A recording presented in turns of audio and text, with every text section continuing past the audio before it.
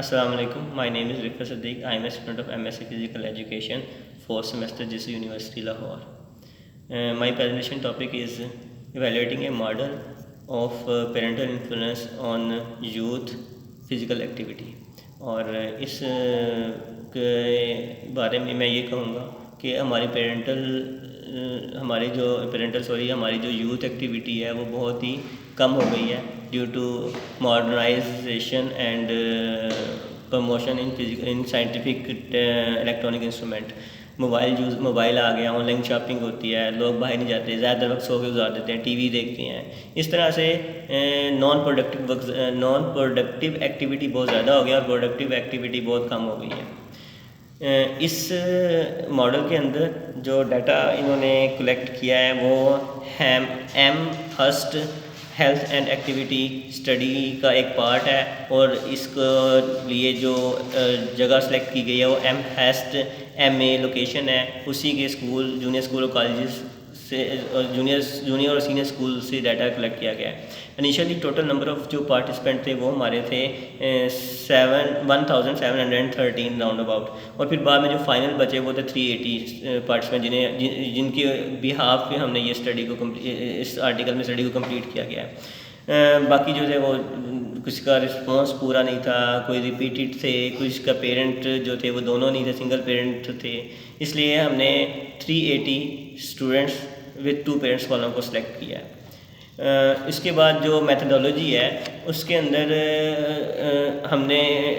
इस मॉडल के अंदर 4 पेरेंटल कैरेक्टरिस्टिक को और 2 चाइल्ड कैरेक्टरिस्टिक को स्टडी किया गया है।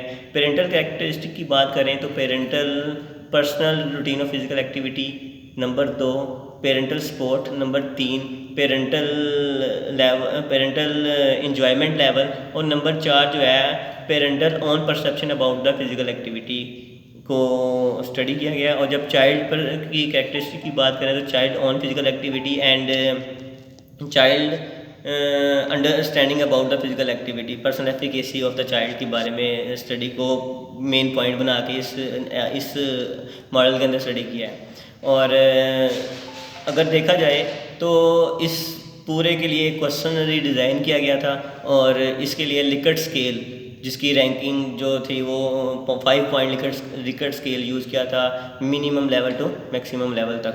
और इसके अंदर जो डाटा हमें कलेक्ट हुआ उसको एनालाइज करने के लिए स्टैटिस्टिकल एनालिसिस के लिए mean, median, mode, standard deviation और रिग्रेशन को अप्लाई किया to estimate this model parameter measure करने के लिए एस्टिमेट जो हमने अभी बताए हैं।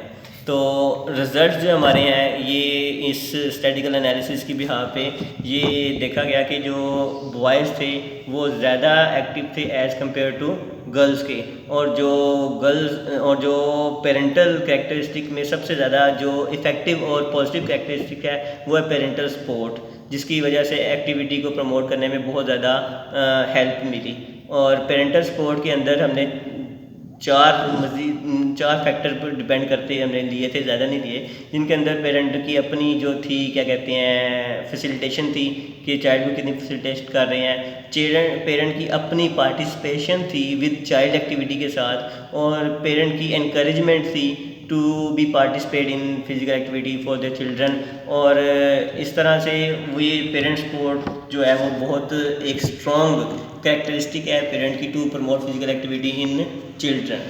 फाइंडिंग अगर हम देखें तो फाइंडिंग यही है कि हम अपनी जो है क्या कहते हैं स्टूडेंट ये जो इशू आ रहा है कि बच्चे जो हैं वो एक्टिविटी में नहीं पार्टिसिपेट करते, इसको प्रमोट करने के लिए हम पेरेंटल सपोर्ट को फोकस करें तो वो एक हमें पॉजिटिव इम्पैक्ट देगा to promote physical activity in children. और इसके अंदर स्पोर्ट्स सिंपल सी मैंने बताया कि उन्हें खुद इन्वॉल्वमेंट होना पड़ेगा, ट्रांसपोर्ट प्रोवाइड करना पड़ेगी, पॉजिटिवली इनकरेज करना पड़ेगा। Thank you sir.